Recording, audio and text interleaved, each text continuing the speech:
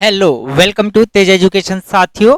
तो आज हम वर्ग 3 परीक्षा के लिए मॉडल पेपर नंबर 31 देखने वाले हैं और हम कुल आपको 40 पेपर जो है साइंस विषय के करवा रहे हैं। तो प्लेलिस्ट में जाकर सारे पेपर आप जरूर देखकर जाइएगा परीक्षा से पहले। सबसे पहला प्रश्न है कि विटिकल्चर क्या होता है। विटिकल्चर भाई सब्जियों की खेती को कहते हैं, या फिर आम की खेती को, या फिर अंगूर की खेती को, या फिर फूलों की खेती को जो है विटिकल्चर कहा जाता है। तो आप याद रखिएगा, साइंस की ऐसी शाखा जिसके अंतर्गत अंगूर की खेती की जाती है उसे हम विटिकल्चर कहते हैं। क्या कहते हैं? विटिकल्चर कहते हैं। और सब्जियों की खेती जो की जाती है उसे क्या कहते हैं भाई? उसे ओलेरिकल्चर क्या कहते हैं? क्या कहते हैं? ओलेरी कल्चर कहते हैं। ठीक है। और फूलों की खेती जो की जाती है उसे कहा जाता है भाई क्या?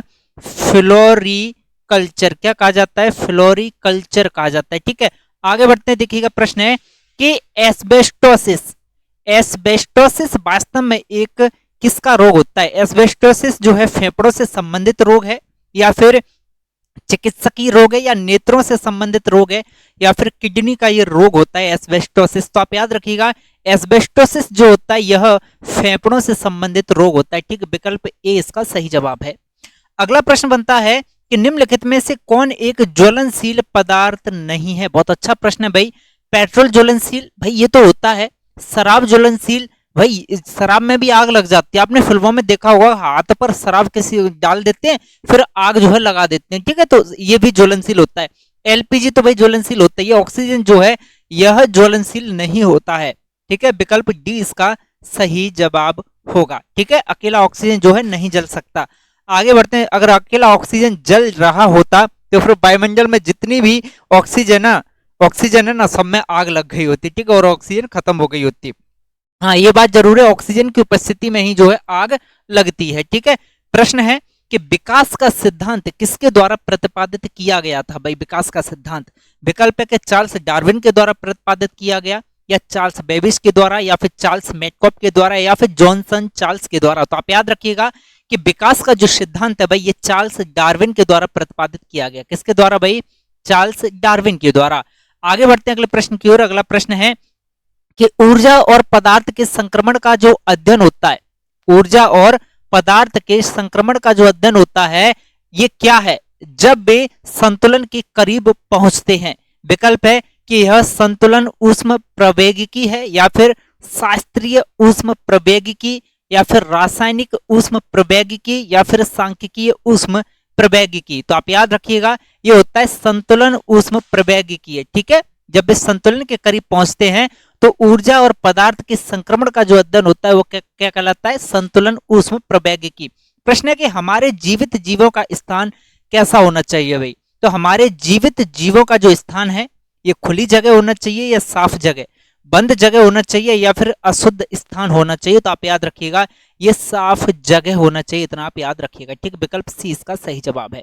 आगे बढ़ जाते हैं अगले प्रश्न के। प्रश्न है कि साइटोप्लाज्म एक जेली जैसा द्रव होता है जो किसमें मौजूद होता है भाई? बताइएगा, बहुत अच्छा प्रश्न है।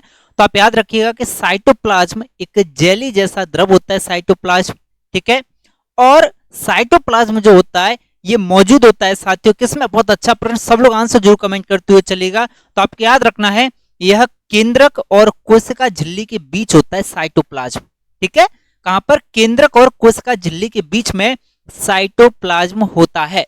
ठीक है, साइटोप्लाज्म बोले तो कोशिका द्रव्य। ठीक है भाई, आगे बढ़ते हैं चलिएगा। प्रश्न है कि निम्नलिखित में से कौन सा एक संयोजी ऊतक है भाई? चारों विकल्प हैं कि संवहनीय वंडल जो होते हैं संयोजी ऊतक हैं, या फिर त्वचा, या हड्डी, या फिर ऊतक की छाल। बहुत अच्छा प्रश्न है। तो आपको याद रखना है कि संयोजी ऊतक जो है हड्डी है। ठीक है, हड्डी और रक्त ये दोनों के दोनों क्या होते हैं भाई?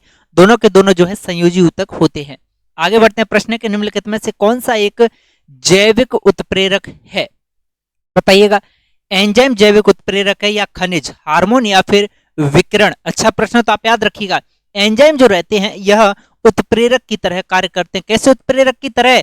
जैविक उत्प्रेरक की तरह ये कार्य करते हैं भाई एंजाइम। ठीक है, आगे बढ़ते हैं। ये रासायनिक अभिक्रिया की दर को क्या है भाई? बढ़ा देते हैं। प्रश्न है कि निम्नलिखित में से कौन सा ग्रेगर मेंडल के वंशानुगति सिद्धांत के अंतर्गत नहीं आता भाई? विकल्प है पृथक्करण का सिद्धांत, या फिर प्रभुत्व का सिद्धांत, या स्वतंत्र वर्गीकरण का सिद्धांत या बायोपिक्स का सिद्धांत। तो याद रखें बायोपिक्स का सिद्धांत जो है ये वंशानुगत सिद्धांत के अंतर्गत नहीं आता है। आगे बढ़ते हैं, प्रश्न है कि इनमें से किस प्रकार के अंगों की बुनियादी संरचना एवं वो उत्पत्ति समान होती है किंतु उसके कार्य भिन्न होते हैं। विकल्प है भाई समजात या फिर सजातीय या विषम जातीय या फिर समवृत्ति। तो आप याद रखिएगा विकल्प समजात इसका सही जवाब है। अगला प्रश्न है कि कैरोलस लीनियस को भाई किसका जनक माना जाता है, भ्रूण विज्ञान का या जीवाश्मिकी का या क्रमिक विकास का या फिर वर्गीकरण का। तो आप याद रखिएगा कि कैरोलस लीनियस को जो है वर्गीकरण विज्ञान का जनक माना जाता है। आगे बढ़ते हैं कि द्विखंडन द्वारा प्रजनन होता है, बताइए किसमें प्रजनन होता है भाई द्विखंडन द्वारा। तो आप याद रखें द्विखंडन द्वारा जो है अमीबा में प्रजनन होता है। किसमें भाई अमीबा में प्रजनन होता है। और अमीबा की जो खोज है, अमीबा की जो खोज है वो किसने की, तो आप याद रखें अमीबा की खोज भाई रोजेन हॉफ ने की। किसने की, रोजेन हॉफ ने जो है अमीबा की खोज की थी। प्रश्न बनता है कि छोटी आंत की आंतरिक परत में कई उंगलियों जैसी प्रवर्ध संरचनाएं होती हैं। इन संरचनाओं को भाई क्या कहा जाता है, इन संरचनाओं को कोशिका कहते हैं या बिलाई कहते हैं या एंजाइम या फिर ऊतक कहा जाता है। तो आप याद रखिएगा छोटी आंत में जो आंतरिक संरचनाएं होती है उंगली जैसे छोटी छोटी, इनको बिलाई कहा जाता है। क्या कहा जाता है भाई, इनको विलाई कहा जाता है। ठीक, आगे बढ़ते हैं। प्रश्न है कि एस्ट्रोजन का मूल कार्य क्या होता है भाई, एस्ट्रोजन का बताइएगा। वेरी वेरी इंपॉर्टेंट है, जल्दी से आंसर कमेंट कर दो। तो आप याद रखिएगा एस्ट्रोजन का जो मूल कार्य होता है वह मासिक धर्म चक्र को विनियमित करना होता है। ठीक, विकल्प बी सही जवाब है। नेक्स्ट प्रश्न है कि मानव नरों में मूत्र और वीर्य के प्रभाव के लिए एक ही मार्ग होता है। इस मार्ग को भाई क्या कहा जाता है, तो आप याद रखें इस मार्ग को जो है मूत्र मार्ग कहा जाता है। ठीक, विकल्प सी इसका सही जवाब है। आगे बढ़ जाते हैं, अगला प्रश्न है कि विटामिन सी की कमी अगर बॉडी में होती है, विटामिन सी की कमी, तो कौन सा रोग होता है, तो भाई विटामिन सी की कमी से जो है स्कर्वी रोग होता है। प्रश्न है कि मलेरिया रोधी दवा क्विनोन इनमें से किस पौधे से प्राप्त होती है भाई, कभी कभार लिखा रहता है क्विनोन। ठीक है, क्विनोन, तो क्विनोन जो है कुनेन से प्राप्त होती है। ठीक, विकल्प ए इसका सही जवाब है, विकल्प ए। आगे बढ़ते हैं, चलिएगा। प्रश्न है कि निम्नलिखित में से कौन गर्म पानी के कुंडों, गहरे समुद्र तप्त कंदराओं और अंटार्कटिका की बर्फ जैसे जीवन यापन हेतु अति जटिल निवास स्थान में भी निवास कर सकता है, तो ये होता है भाई जीवाणु। ठीक है, विकल्प बी सही जवाब है। आगे बढ़ते हैं कि निम्नलिखित में से कौन सा एक ब्रायोफाइटा नहीं है, बताइए। मार्केंसिया या रिक्सिया या फ्यूनेरिया या फिर कारा। तो आप याद रखें कारा जो है एक ब्रायोफाइटा नहीं है। प्रश्न है कि इनमें से किसे आधुनिक वनस्पति विज्ञान का जनक कहा जाता है, तो आप याद रखें आधुनिक वनस्पति विज्ञान का जनक जो है कार्ल लीनियस को कहा जाता है।